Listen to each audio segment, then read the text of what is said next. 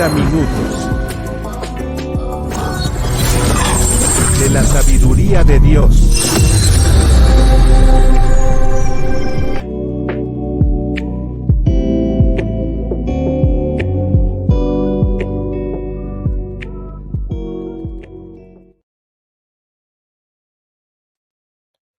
Que la paz de Dios y la gracia de Cristo Jesús sea en cada uno de sus corazones. Hoy vamos a presentar este tema que se titula Prohibirán casarse. ¿Sabes tú cuál es la institución religiosa que en estos tiempos prohíbe el matrimonio entre sus ministros? Lo vamos a recordar en este día. Comenzamos con la primera diapositiva de este día. La Sagrada Escritura nos muestra en Primera de Timoteo capítulo 4 versículo 3, dice lo siguiente: prohibirán casarse y mandarán de abstenerse de alimentos que Dios creó, para que con acción de gracias participen de ella los creyentes y los que han conocido la verdad. El apóstol Pablo en su tiempo le recuerda a su obispo y ministro Timoteo, a quien engendró en su segundo viaje misionero, que llegaría un tiempo en que existiría un grupo religioso que prohibiría casarse, cambiando los mandamientos establecidos por Dios, ya que Dios desde el principio de la creación no vio bien que Adán estuviese solo, pues la escritura en el libro de Génesis nos da testimonio diciendo: no es bueno que el hombre esté solo, le haré ayuda idónea para él. Entonces Dios forma de una costilla de Adán a lo que sería su esposa, a la cual Dios le llamó ayuda idónea. Pero estos personajes de este grupo religioso prohibirían casarse y mandarán abstenerse de alimentos que Dios creó, como la carne, en los tiempos de Semana Santa, para que con acción de gracias participen de ella los creyentes y los que han conocido la verdad. ¿Crees tú que la Iglesia Católica Apostólica Romana es la iglesia que prohíbe casar a sus ministros? Lo vamos a descubrir en esta transmisión, ya que las palabras inspiradas por Dios al apóstol Pablo en el siglo I tienen cumplimiento al tomar fortaleza después de la muerte de los últimos apóstoles de Dios. La Iglesia Católica empieza a formarse primeramente con un tiempo de dirección bajo unos hombres que le llamaron los padres de la Iglesia. Ya en el siglo IV, el emperador Constantino declara al cristianismo como la religión oficial del Imperio Romano. Pero sin embargo, la Biblia nos muestra todo lo contrario respecto a esta idea de no casarse, porque estando en vigencia el ministerio de los apóstoles, la Iglesia de Jesucristo gozaba de una perfecta estructura ministerial, donde uno de los requisitos para el ministro era ser casado. Como primer lugar, los apóstoles, que eran los que dirigían a la iglesia del Señor Jesucristo, eran casados. Eso lo encontramos en Primera de Corintios capítulo 9, versículo 5. El apóstol Pablo enseñó a la iglesia de Corinto: no tenemos derecho de traer con nosotros una hermana por mujer, como también los otros apóstoles y los hermanos del Señor y Cefas. Encontramos por otra parte en el Evangelio de San Mateo capítulo 8 versículo 14 un texto donde nos comprueba que Pedro fue casado. Dice así el texto: vino Jesús a casa de Pedro, y él vio a su suegra de postrada en cama con fiebre. En un momento de su ministerio, el Señor Jesús llegó a la casa de Pedro, y vio a su suegra, la cual se encontraba enferma de fiebre. Este texto es una base importante para nuestro tema, ya que el apóstol Mateo narra perfectamente que Pedro tenía suegra, y si tenía suegra es porque lógicamente estaba casado.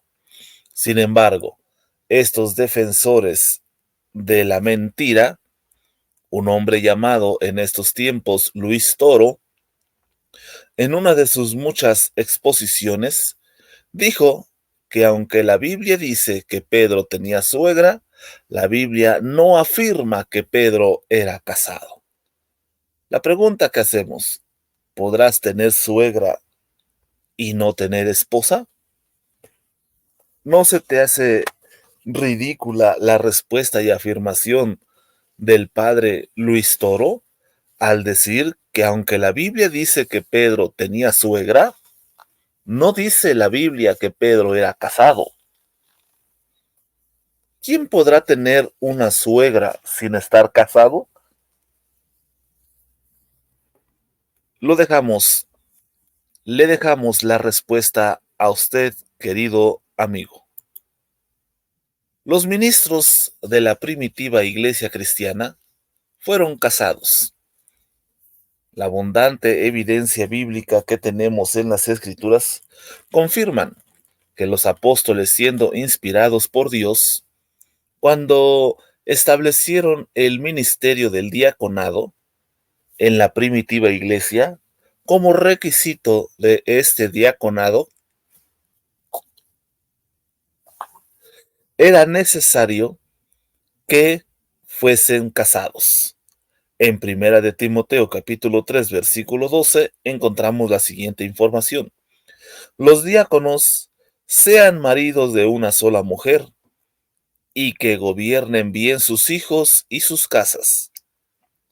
También para los obispos de la iglesia era un requisito establecido por el Espíritu Santo a través del apóstol Pablo.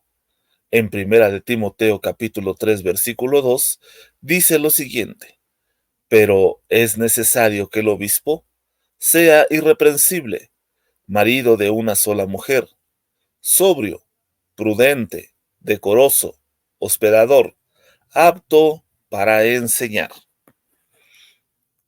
Estos dos textos nos demuestran cómo el orden perfecto de la estructura de la iglesia primitiva en el siglo I aceptaba el matrimonio como un requisito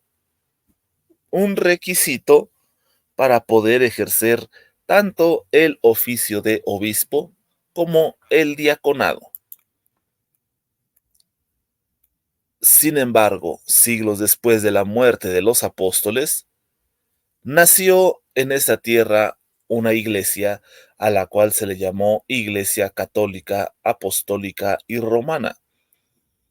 Esta iglesia ordenó a sus ministros no casarse, y a esta orden prohibitiva de no casarse la disfrazaron con el nombre de el celibato sacerdotal. El celibato sacerdotal en la Iglesia Católica fue impuesto en el siglo XII, en dos concilios que la Iglesia ordenó, uno de ellos el Concilio de Letrán, el primero en el año 1123 y el segundo en el año 1139, donde se decretó que los monjes y los ministros ya ordenados, o sea, los ministros de la Iglesia Católica, no podían casarse. ¿Escuchó usted bien? Los monjes y los ministros ya ordenados no podían casarse. Esto se ordenó en el primer concilio de Letrán en el año 1123. El segundo concilio de Letrán, en el año 1139, lo que hizo fue confirmar el decreto del concilio anterior, que ordenaba que los ministros ordenados no podrían casarse. ¿Te das cuenta cómo se va cumpliendo la profecía inspirada por Dios al apóstol Pablo y declarada al obispo Timoteo? Que llegaría el tiempo en que estos personajes prohibirían casarse. El Papa número 162 de la Iglesia Católica fue llamado Calixto II, de nombre secular Guido de Borgoña. Fue papa entre el año 1119 y el 1124. Este papa Calixto convocó el primer concilio de Letrán en el año 1123. En este concilio, la Iglesia Católica estableció lo siguiente: no puede imponer el celibato a nadie por ley, pero sí puede exigirlo como requisito para ser llamado a las órdenes.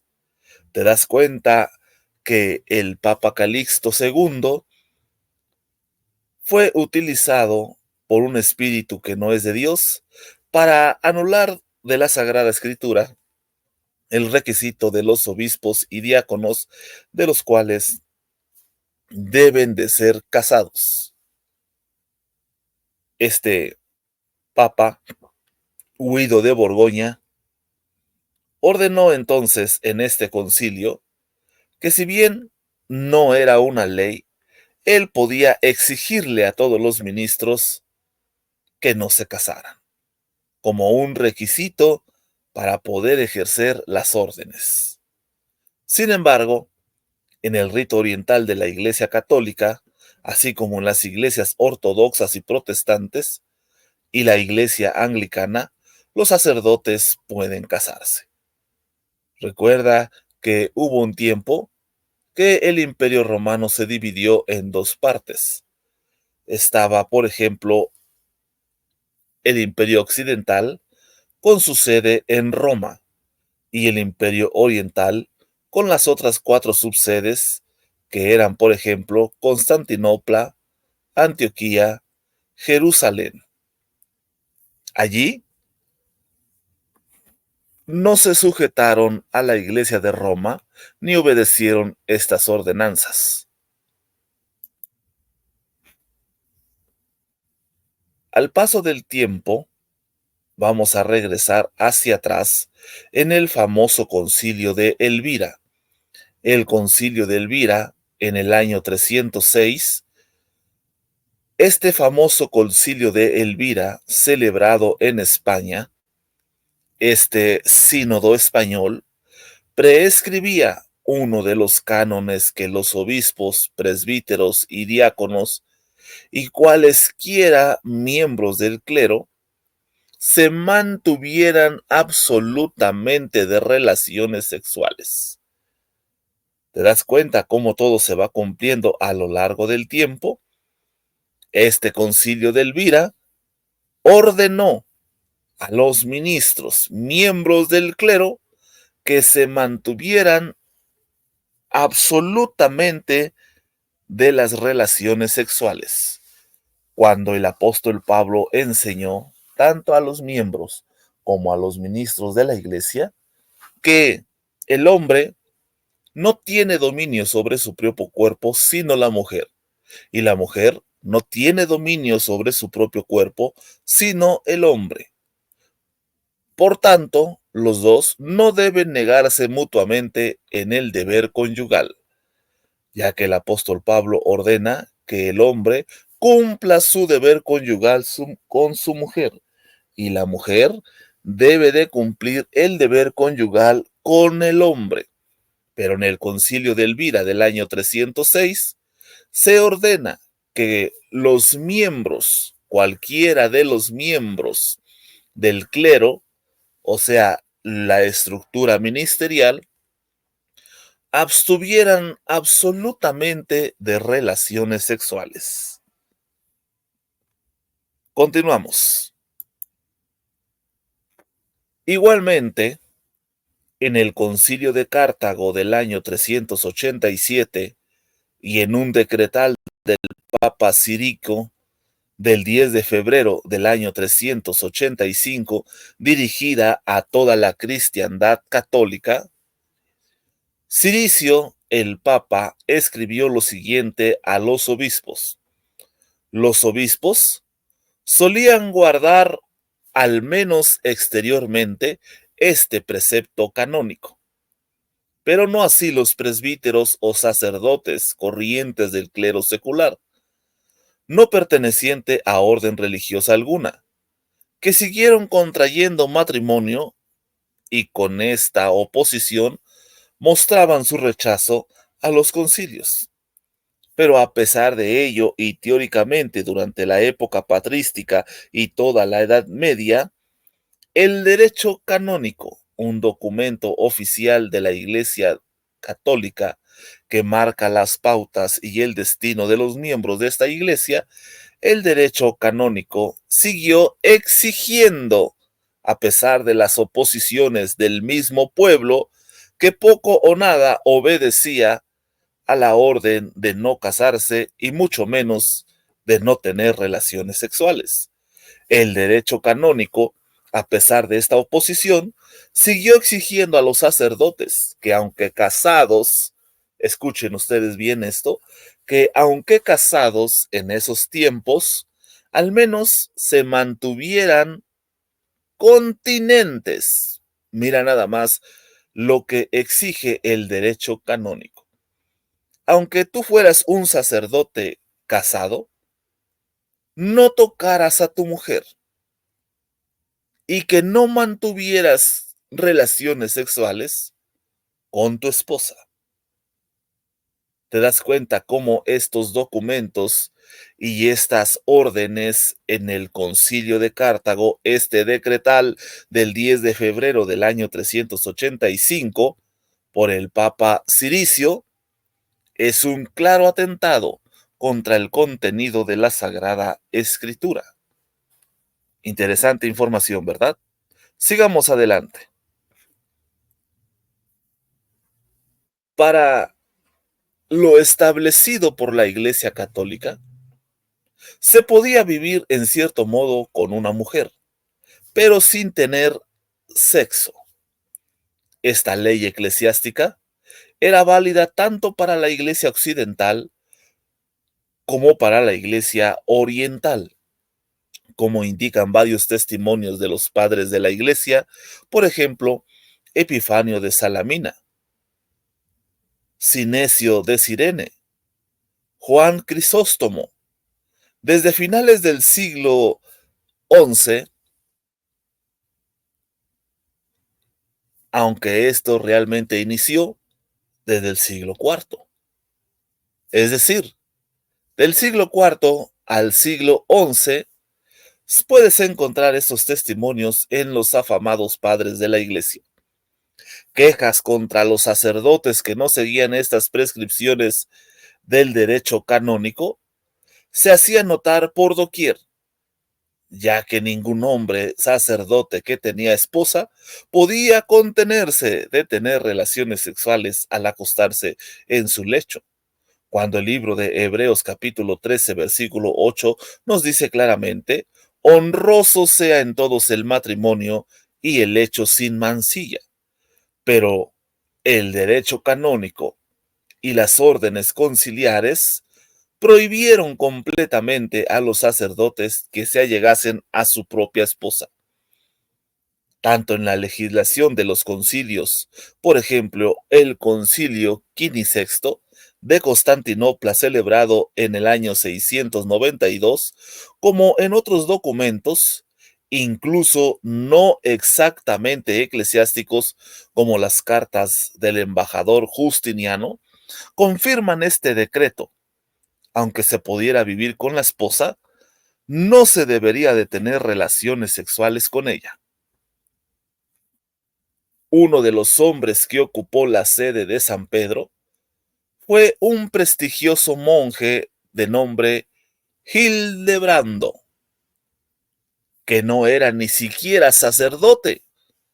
Pero este hombre Hildebrando fue papa desde el año 1073 hasta el año 1085. Este adoptó el nombre de Gregorio VII. Entre otras reformas, emprendió precisamente la situación del clero con la idea de la prescripción del celibato. Este celibato que era absoluto y aunque no era una ley como vimos en documentos pasados, sí era obligatorio para todos los sacerdotes, tanto como seculares como religiosos. Sería la solución a la depravación sexual del clero que, para el año 1085, la fama tanto de papas como de sacerdotes respecto a la sexualidad era un secreto a voces. No se podían callar los desenfrenos que hacían tanto los líderes católicos llamados papas como los padres al pasar por alto todas las leyes ordenadas en los concilios y en el derecho canónico. En el sínodo cuaresmal organizado en Roma en el año 1075, Gregorio destituyó a todos los curas que eran casados. Pero su lucha por no aplicar el celibato a la fuerza topó con una fuerte resistencia que justamente si hubiesen utilizado las Sagradas Escrituras, hubiesen ganado a los concilios y a las mismas ordenanzas del Papa y a los mismos órdenes que se habían establecido precisamente en el Código Canónico. Esta fuerte resistencia que presentó la nación de Alemania, Francia e Inglaterra no estaban dispuestos a dejar de tener relaciones sexuales porque el Papa Gregorio en el Sínodo Cuaresmal organizara en el año 1075. A pesar de esta ocupación, en el año 1123, el primer concilio de Letrán, en sus cánones 3 y su canon número 21, aprobó de manera definitiva hasta el día de hoy la obligatoriedad del celibato para todos los miembros de la Iglesia. Es decir, la Iglesia católica se impuso ante la resistencia de Alemania, de Francia y de Inglaterra respecto al celibato sacerdotal, y la Iglesia católica en el Concilio de Letrán, en estos cánones 3 y 21, confirma hasta el día de hoy que el celibato para todos los miembros que ocupen las curules en la Iglesia Católica deben de ser solteros. Lo que ordenó Gregorio VII se dice así: prohibimos absolutamente a sacerdotes y a diáconos y a monjes que vivan en concubinato o puedan contraer matrimonio. Decretamos, conforme a las definiciones del derecho canónico, que se disuelvan los matrimonios contraídos con tales personas. ¿Estás escuchando bien el decreto papal? El sucesor de Pedro, el cual sí tenía esposa, ordenando lo contrario. Decretamos, conforme a las definiciones del derecho canónico, que se disuelvan los matrimonios contraídos con tales personas. Unos años más tarde, en el año 1139, unos 500 obispos, en el segundo concilio de Letrán, confirmaron esta prohibición y añadieron penas subsidiarias a los que se hubiesen separado de sus esposas, prohibiendo además que católico alguno asistiera a misas oficiadas por sacerdotes casados, para presionarlos a dejar a sus esposas, porque ya estaba decretado en el derecho canónico. El Concilio de Trento, a finales del siglo XV, en su canon número 24, declara lo siguiente: que cualquier matrimonio celebrado después de la ordenación sacerdotal es inválido. Otra vez, interesante información. En el Concilio de Trento, a finales del siglo XVI, en su canon número 24, declaró que cualquier matrimonio celebrado después de la ordenación sacerdotal es inválido. Con esta afirmación del concilio que estamos recordando, el Concilio de Trento, confirmamos lo dicho por el apóstol Pablo 1000 años antes de que esto se aprobara por ley y se declarare que todo sacerdote que se hubiese casado, ese matrimonio sería inválido. Extraordinarias evidencias que presentamos para todos ustedes. En 1917, el Código de Derecho Canónico de la Iglesia Católica declaró finalmente de modo explícito que estar casado era un impedimento absoluto para ser ordenado sacerdote. Al menos en el rito occidental, no aparece la prohibición del matrimonio, o que haya sido ni sea un remedio para la denominada concupiscencia natural, como lo indica el informe de Repetidos, que hablan del alto índice de incumplimiento del precepto del celibato. Es decir, aunque se haya aprobado en los concilios y aunque haya sido una orden del derecho canónico, siempre se rumoreaba que la gente no obedecía este precepto en la Iglesia Católica, ya que, por supuesto, al rumorearse que no se cumplía con estos preceptos, quiere decir que no tenían el don de continencia. Y tal interdicto, dicen ellos, los defensores o los enemigos del celibato sacerdotal dentro de la misma iglesia, argumentaban lo siguiente: al ser sorprendidos teniendo relaciones sexuales con sus esposas o incluso con gente que no tenía nada que ver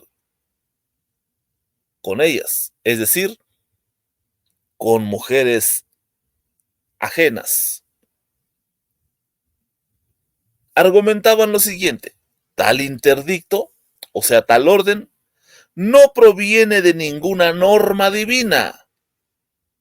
Los defensores del matrimonio entendieron precisamente que el interdicto establecido en los concilios y en el Código de Derecho Canónico no era ninguna inspiración divina manifestada en las Escrituras, sino un mero proceso eclesiástico que puede cambiarse. Si el video te gustó, querido hermano y amigo, te invito a que te suscribas a este canal. Activa las campanitas de notificaciones y disfruta la media hora de la sabiduría. Esperemos que el contenido de esto en la historia pueda servirte para demostrar que Dios ha instituido como algo divino el matrimonio y que en cierto modo estamos de acuerdo con los sacerdotes que se oponían a este celibato sacerdotal, afirmando que no provenía ninguna norma divina y mucho menos que estuviese manifestada en las Sagradas Escrituras. Encontramos textos donde Dios bendice el matrimonio, como Hebreos 13:8. Honroso sea en todos el matrimonio y el hecho sin mancilla. Si el video te gustó, suscríbete a la estación de radio Luz y Fe LLDM para seguir disfrutando de los 30 minutos de la sabiduría bíblica. Yo soy el hermano Daniel Domínguez en la radio, trabajando para todos ustedes. Que la paz de Dios nuestro Padre y la gracia del Señor Jesucristo sea en sus corazones.